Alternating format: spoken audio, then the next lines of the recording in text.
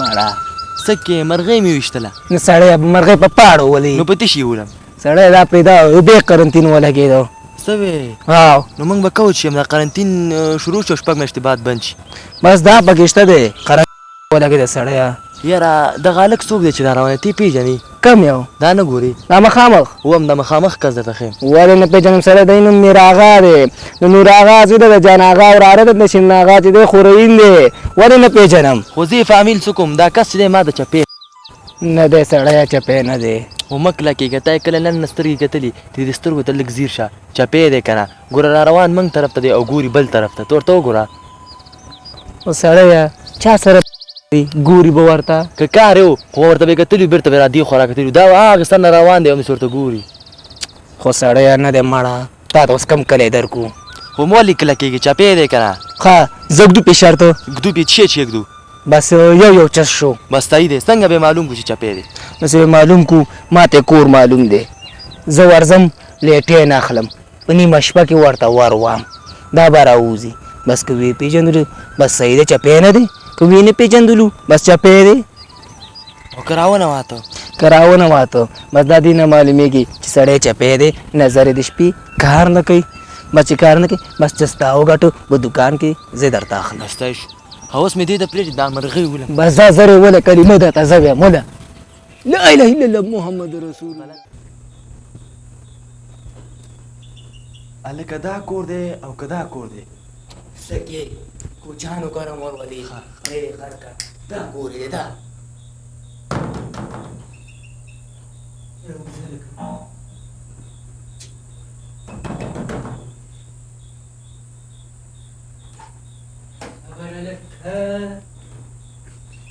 څوک یې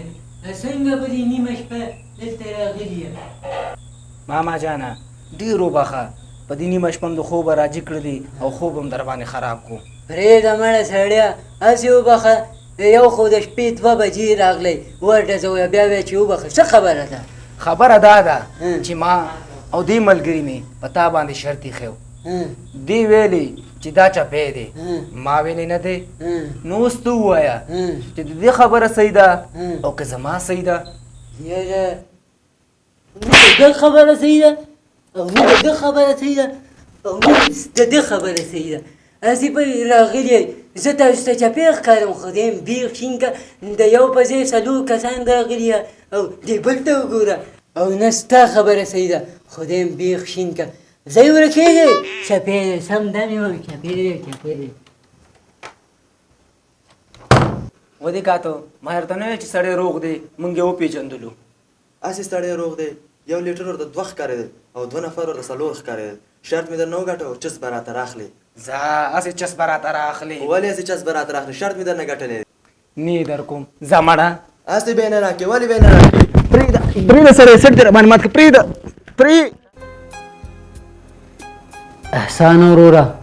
الله جانه زمونږ او ستاسو پلار دی الله وبخي آمین مونږ خو تعلیم ونه که او په دې رور باندې فیاض باندې لګیا یو تعلیم کوو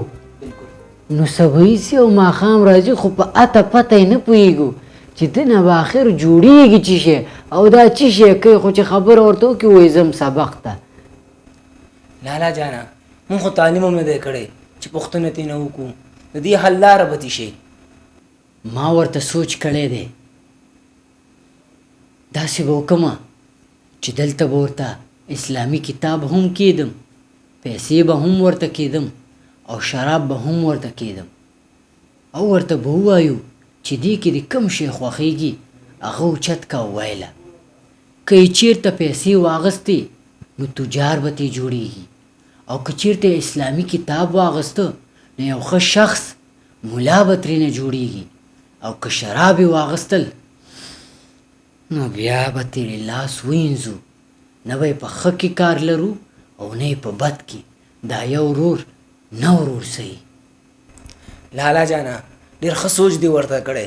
همداسې کوو همداسې ورسره کوم صبر وکړه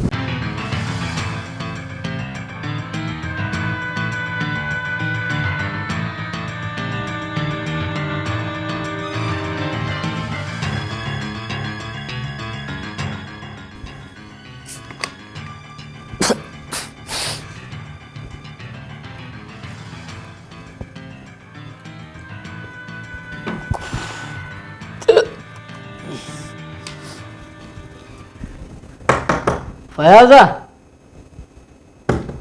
او فیاضه راشه کېنه.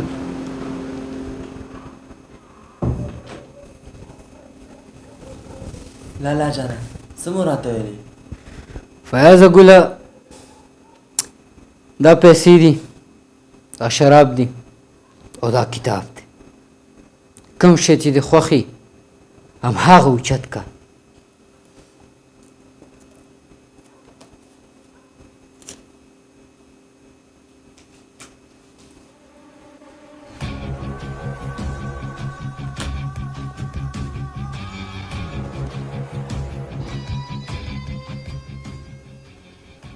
لالا جانه تاسو خپل ګپې شپې لګوئ، زه به لاړ شم چې ما ته خوب راځي.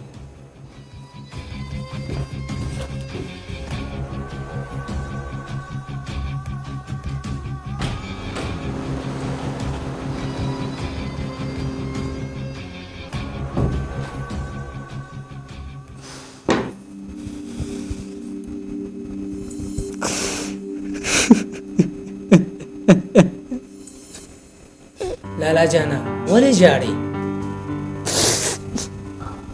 تا ونه لیدل چې درې واړه شیونه یې واخیستل او لاړه؟ لالا جانا زه خو په دې قصه پوه نه شوم، دې نه به جوړېږي اخر څه؟ د دې نه به لاس ووینځو ځکه چې د ده نه به د افغانستان د پارلمان را روان وکیل جوړیږي. لالا جانا ته څه پوه شې چې دې نه د پارلمان وکیل جوړیږي؟ هغه ځکه چې نن سبا د افغانستان اوسني وضعیت ته په کتو وکیل صاحبان همداسې کوي چې یو طرف ته یې په تخر کې کتاب نیولی، داسې خبرې او مسئلې او تقریر به کوي ته وایې چې همدا ملا صاحب دی. خو که موقع ورته پیدا شوه نو بیا که د غصب ځمکه یي، که مړې کولی، که د چا نه پیسې شکولي، او که د غریب یتیم حق خوړلي، او که یو د خارج برس په پیسو خرڅولي، خو چې دوی ته پکې د پیسو فایده وي نو بیا به پیسې په دې بل جیب کې اچوي. او که بل طرف ورته موقع میلاو شوه او داسې ځای کې چې بغیر د خدای نه بل څوک نه ګوري نو بیا که کباب وي او که شراب وي او که هر ناوړی کار وي بیا یې ترسره کوي. نو زموږ ورور هم همهغه درې شیونه واخیستل، کتاب ته خرې کې پیسې جیب کې او شراب په خوله. د نه به همهغه د پارلمان وکیل جوړیږي. بالکل لالا جانا موږ به هم د خپل روم نه لاس وینځو. افسوس افسوس. قدرمنو کتونکو زموږ دا ویډیو هیڅ چا پورې تړاو نه لري. د ویډیو نه مو هدف عامه پوهاوی و. الله دې وکړي چې خفه شوي نه یا او که ویډیو مو خوښه شوي نو د نورو ملګرو سره یې حتما شریکه کړئ.